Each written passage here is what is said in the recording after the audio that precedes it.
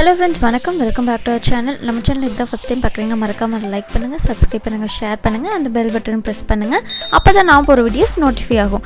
So இன்றைக்கி சூப்பராக ஒரு குருமா பண்ணலாம். தேங்காய், இஞ்சி, கிராம்பு, சோம்பு இதெல்லாமே எடுத்திருக்கேன். அதுக்கப்புறம் பட்டை, கசகசா, வரமிளகா, காரத்துக்கு தகுந்த மாதிரி நீங்கள் எடுத்துக்கோங்க. அதுக்கப்புறம் பூண்டு, பொட்டுக்கடலை ஒரு 2 டேபிள் ஸ்பூன் அளவுக்கு போட்டிருக்கேன். இப்போ இதையெல்லாம் நல்லா அரைச்சி எடுத்துக்கலாம்.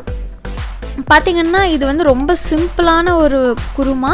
இது வந்து இட்லி, தோசை எல்லாத்துக்கும் வந்து பக்காவாக ஆப்டாக இருக்கும். ஸோ இதை வந்து சீக்கிரம் பண்ணிடலாம். வாங்க எப்படி பண்ணுறதுங்கிறதையும் பார்த்துடலாம். அதுக்கப்புறம் இதில் வந்து நான் உப்பும் மஞ்சத்தூளும் ஆட் பண்ண மறந்துட்டேன். ஸோ கொஞ்சம் மறுபடியும் ஆட் பண்ணி இன்னும் நல்லா அரைச்சி எடுத்துக்கிறேன்.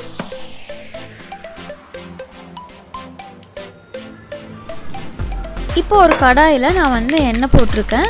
பார்த்திங்கன்னா நல்லா செக்கெண்ணெய் எடுத்துக்கோங்க.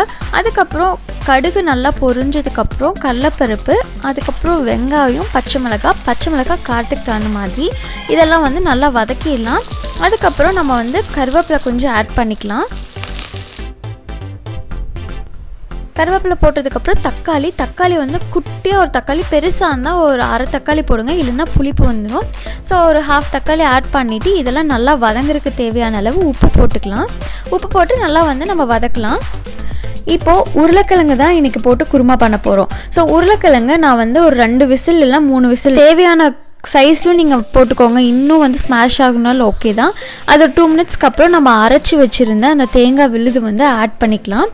இப்போ இதை வந்து நல்லா மிக்ஸ் பண்ணிக்கலாம். இது வந்து பார்த்திங்கன்னா நம்ம வந்து கசகசா, பொட்டுக்கடலை எல்லாம் போடுறதுனால சீக்கிரம் வந்து திக்காயிரும். ஸோ நீங்கள் வந்து ரொம்ப தண்ணி, அதாவது வந்து இப்போ நான் இதுக்கு வந்து பார்த்திங்கன்னா ஒரு 1 கப் வாட்டர் வந்து 1 to 1.5 கப் வாட்டர் வந்து ஆட் பண்ணேன். ஸோ அதுக்கப்புறம் ஒரு ஃப்ளேவருக்காக ஜஸ்ட் ஒரு 1/2 டீஸ்பூன் அளவுக்கு கொத்தமல்லி தூள் வந்து ஆட் பண்ணியிருக்கேன். போட்டுட்டு நீங்கள் வந்து எல்லாம் வந்து சால்ட்டு, காரம் எல்லாம் செக் பண்ணிவிட்டு அவ்வளோதான். இந்த நல்லா கலந்து விட்டுட்டு கொதி வந்த உடனே நம்ம வந்து ஆஃப் பண்ணிடலாம். இது வந்து ரொம்ப சிம்பிளாகவும் இருக்கும். நம்ம வந்து ஈஸியாக மோஸ்ட்லி எல்லாருமே வந்து தேங்காய் வச்சுருப்போம், கண்டிப்பாக வந்து பொட்டேட்டோ இருக்கும். ஸோ அதை வச்சு நம்ம வந்து டக்குன்னு யாராவது வந்தாங்கன்னா ஈஸியாக பண்ணிடலாம். நம்ம வித்தின் வந்து 10 மினிட்ஸில் வந்து கண்டிப்பாக நம்ம இதை முடிச்சிடலாம். ஏன்னா நம்ம எதுவும் வறுக்கவும் தேவையில்லை, வறுத்து அரைக்கிறதா இருந்தால் லேட் ஆகும். ஸோ இது எல்லாமே நம்ம வந்து டைரெக்டாக அரைச்சி தான் நம்ம செய்ய போகிறோம். ஸோ கண்டிப்பாக இது ரொம்ப நல்லாயிருக்கும். ட்ரை பண்ணுங்கள். ட்ரை பண்ணிட்டு கமெண்ட் சொல்லுங்கள். தேங்க்ஸ் ஃபார் வாட்சிங்.